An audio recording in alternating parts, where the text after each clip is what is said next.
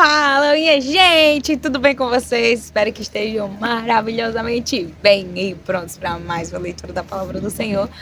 Hoje leremos o capítulo 10 de 1 Samuel, capítulo 8 de Romanos, capítulo 47 de Jeremias e capítulo 23 e 24 de Salmos. Nossa, ordem! Nem sei se era um mosquito, mas eu não enxerguei não, mas a gente...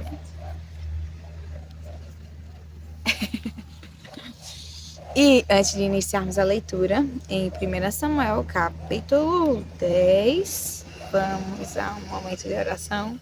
Então, fecha teus olhos e ora juntamente comigo. Pai eterno, Deus maravilhoso, louvado e engrandecido seja o teu nome, meu Pai, pela graça de estarmos diante da tua presença, para aprendermos mais do Senhor, verdades tão preciosas e necessárias. Nos instrui quanto ao teu evangelho, o que devemos fazer, abandonar, o que devemos perseverar e quanto a tudo, ó Deus, como devemos agir, pensar, falar, nos portar, como devemos viver, Pai. Nos instrui, nos dá da tua graça para colocarmos em prática as instruções que o Senhor nos der e nos faz lembrar em todo o tempo essas verdades preciosas. Porque tu sabe, ó Deus, a nossa necessidade de estarmos relembrando daquilo que, de certa forma, já sabemos. E nos capacita, nos encoraja, Deus, não permite que venhamos desfalecer ou ficarmos pelo caminho, mas que em todo o tempo a gente venha ser verdadeiros arautos teus, que venhamos ser colunas tuas, ó Pai, boca do Senhor, onde quer que venhamos estar, para que por meio e através das nossas vidas as pessoas conheçam a Ti, ao Teu Filho maravilhoso que se sacrificou em nosso lugar naquela cruz. E não foi à toa, Pai, mas foi para que viéssemos ter salvação em Ti. É assim que nós te oramos. E desde já te agradecemos por tudo quanto Tu já tens feito em nossas vidas. Desde o prover do pão, da casa, do descanso, trabalho. Obrigada, Pai, por todas essas coisas e tantas outras quanto nós, às vezes, nos esquecemos de nos atentar, como a nossa respiração, o fato de andarmos, falarmos e todas essas funções que, graças ao Senhor, temos cumprido. Obrigada, Pai. Em nome de Jesus é que oramos. Amém e amém. Capítulo 10 de 1 Samuel. Samuel pegou um vaso de azeite e o derramou sobre a cabeça de Saul. Então ele o beijou e disse: O Senhor está ungindo você como príncipe sobre a sua herança, o povo de Israel. Hoje, quando você se afastar de mim, encontrará 2 homens junto ao túmulo de Raquel, no território de Benjamim, em Zelza. Eles lhes dirão: Já foram achadas as jumentas que você foi procurar. E eis que agora o seu pai já não pensa no caso delas e está aflito por causa de vocês, dizendo: Que posso fazer por meu filho? Ao seguir adiante, você chegará ao carvalho de Tabor. Ali virão ao seu encontro 3 homens que vão subindo a Deus em Betel. Um estará levando 3 cabritos, outro 3 pães e outro um odre de vinho. Eles irão saudar você e lhe darão 2 pães que você deve aceitar. Então você seguirá para Gibeá Elohim, onde está a guarnição dos filisteus. Ao entrar na cidade, você encontrará um grupo de profetas que descem do lugar alto. Eles estarão tocando liras, tambores, flautas e harpas, e estarão profetizando.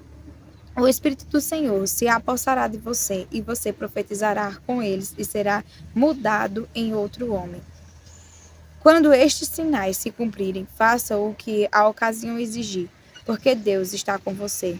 Vá na minha frente para Gilgal. Eis que eu descerei para junto de você, a fim de oferecer holocaustos e apresentar ofertas pacíficas. Espere 7 dias, até que eu venha para junto de você e diga o que você deve fazer. Aconteceu que, no momento em que Saul se virou para se despedir de Samuel, Deus lhe mudou o coração. E todos esses sinais aconteceram naquele mesmo dia. Quando eles chegaram a Gibeá, Eis que um grupo de profetas saía ao encontro deles. O Espírito de Deus se apossou de Saul e ele profetizou no meio deles. Todos os que já o conheciam, vendo que ele profetizava como os profetas, perguntaram uns aos outros: Que é isso que aconteceu ao filho de Quis? Está também Saul entre os profetas? Então um homem do lugar perguntou: E quem é o pai dos outros? Por isso surgiu este provérbio: Está também Saul entre os profetas? E depois de profetizar, Saul seguiu para o alto do monte. O tio de Saul perguntou a ele e ao seu servo: Aonde vocês foram? Saul respondeu: Fomos procurar as jumentas, e quando vimos que não apareciam, fomos falar com Samuel. Então o tio de Saul disse: Conte-me, por favor, o que Samuel disse a vocês. Saul respondeu: Ele nos disse que as jumentas tinham sido encontradas, porém Saul não contou ao tio o que Samuel tinha dito a respeito do reino. Samuel convocou o povo para comparecer diante do Senhor em Mispa e disse aos filhos de Israel: Assim diz o Senhor, o Deus de Israel: Eu tirei Israel do Egito e os livrei das mãos dos egípcios e das mãos de todos os reinos que os oprimiam. Mas hoje vocês rejeitaram o seu Deus, que os livrou de todos os seus males e trabalhos. Vocês lhes disseram: Não, queremos um rei sobre nós. Agora, pois, reúnam-se diante do Senhor, por tribos e grupos de milhares. Samuel fez com que todas as tribos se aproximassem, e a tribo sorteada foi a de Benjamim.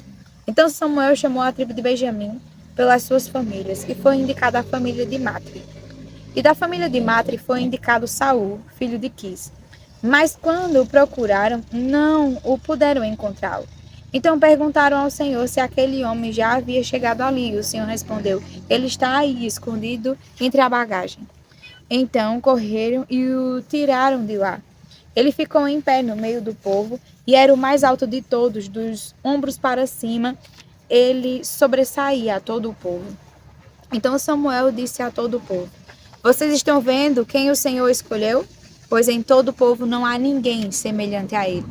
Então todo o povo começou a gritar: Viva o rei! Samuel explicou ao povo o direito do rei. Escreveu num livro e o pôs diante do Senhor.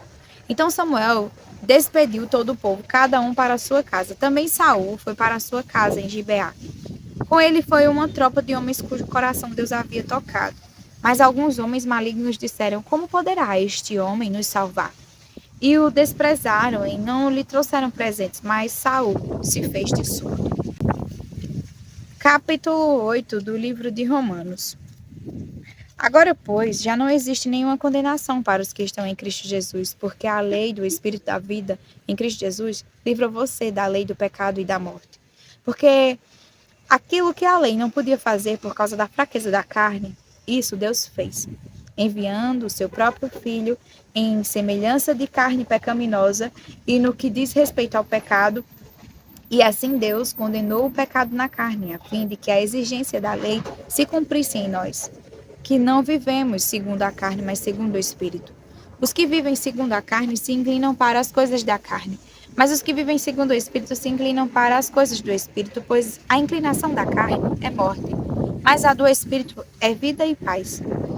Porque a inclinação da carne é inimizade contra Deus, pois não está sujeita à lei de Deus, nem mesmo pode estar. Portanto, os que estão na carne não podem agradar a Deus.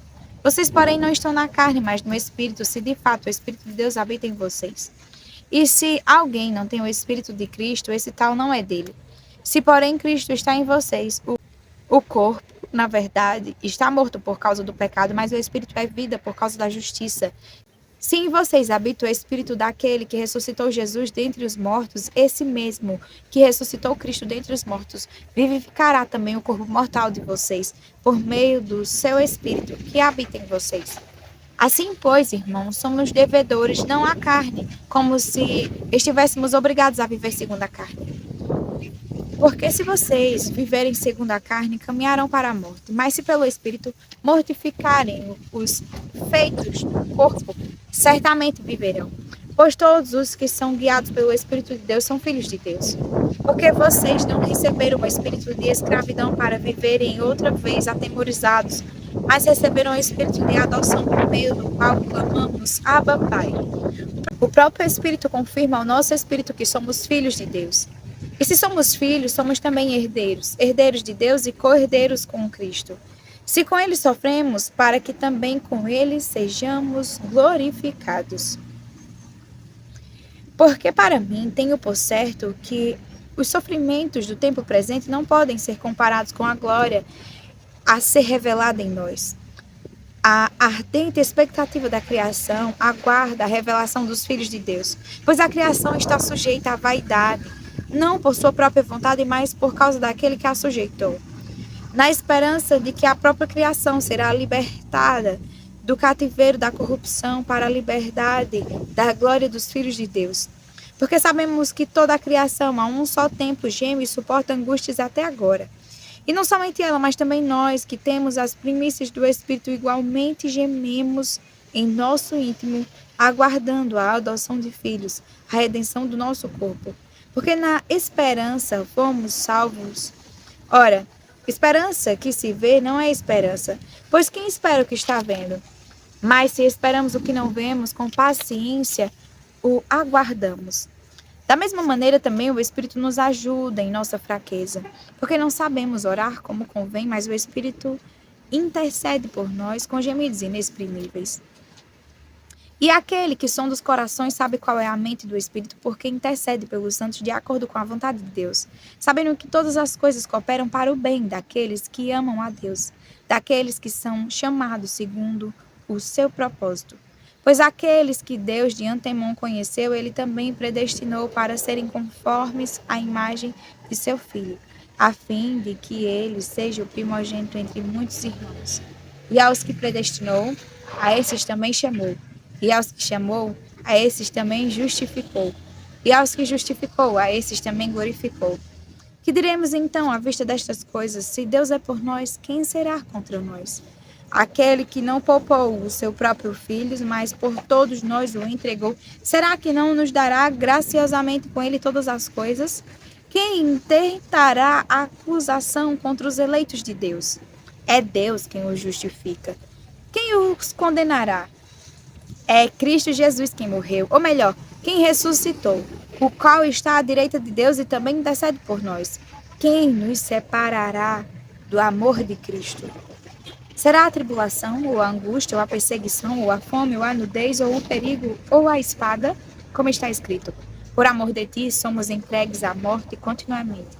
Fomos considerados como ovelhas para o matador. Em todas estas coisas, porém, somos mais que vencedores por meio daquele que nos amou, porque eu estou bem certo de que nem a morte, nem a vida, nem os anjos, nem os principados, nem as coisas do presente, nem do porvir, nem os poderes, nem a altura, nem a profundidade, nem qualquer outra criatura poderá nos separar do amor de Deus que está em Cristo Jesus, nosso Senhor. Capítulo 47 de Jeremias. Palavra do Senhor que veio ao profeta Jeremias a respeito dos filisteus antes que Faraó atacasse Gaza. Assim diz o Senhor: eis que do norte se levantam as águas e se tornarão em torrente transbordante. Inundarão a terra e a sua plenitude, a cidade e os seus habitantes. As pessoas gritarão por socorro e todos os moradores da terra se lamentarão. Ao ruído dos cascos dos seus cavalos, ao barulho de seus carros de guerra, ao estrondo das suas rodas, os pais não voltarão para socorrer os filhos, porque as mãos deles enfraqueceram. Por causa do dia que vem para destruir todos os filisteus, para exterminar todo o resto que poderia socorrer Tiro e Sidom, porque o Senhor destruirá os filisteus, o resto que veio da ilha de Caftor. O povo de Gaza rapou a cabeça. Asquelon foi reduzida a silêncio, com o resto do seu vale. Até quando vocês vão fazer cortes na pele em sinal de luto? Ah, espada do Senhor, quando é que você vai parar? Volte para a sua bainha, descanse e fique quieta. Mas como pode ela ficar quieta se o Senhor lhe deu ordens? Ele a dirige contra Asquelon e contra a costa do mar. Capítulo 23 do livro de Salmos. O Senhor é o meu pastor, nada me faltará. Ele me faz repousar em pastos verdejantes. Leva-me para junto das águas de descanso. Refrigera minha alma. Guia-me pelas veredas da justiça por amor do seu nome. Ainda que eu ande pelo vale da sombra da morte, não temerei mal nenhum, porque tu estás comigo, o teu bordão e o teu cajado me consolam. Preparas-me uma mesa na presença dos meus adversários. Unge a minha cabeça com óleo. Meu cálice transborda. Bondade e misericórdia certamente me seguirão todos os dias da minha vida, e habitarei na casa do Senhor para todo sempre. Capítulo 24. Ao Senhor pertence a terra e a sua plenitude, o mundo e os que nele habitam, porque ele fundou-a sobre os mares e sobre as correntes a estabeleceu. Quem subirá ao monte do Senhor? Quem há de permanecer no seu santo lugar? O que é limpo de mãos e puro de coração, que não entrega a sua alma à falsidade, nem faz juramentos com a intenção de enganar. Este receberá do Senhor a bênção e a justiça do Deus da salvação. Esta é a geração dos que o buscam, dos que buscam a face do Deus de Jacó. Levantem as suas cabeças, ó portas, levantem-se, ó portais eternos, para que entre o Rei da Glória. Quem é o Rei da Glória? O Senhor forte e poderoso, o Senhor poderoso nas batalhas. Levantem as cabeças, ó portas, levantem-se, ó portais eternos, para que entre o Rei da Glória. Quem é esse Rei da Glória? O Senhor dos Exércitos, ele é o Rei da Glória. Amém. Até amanhã para mais uma leitura da palavra do Senhor. Fiquem com Deus.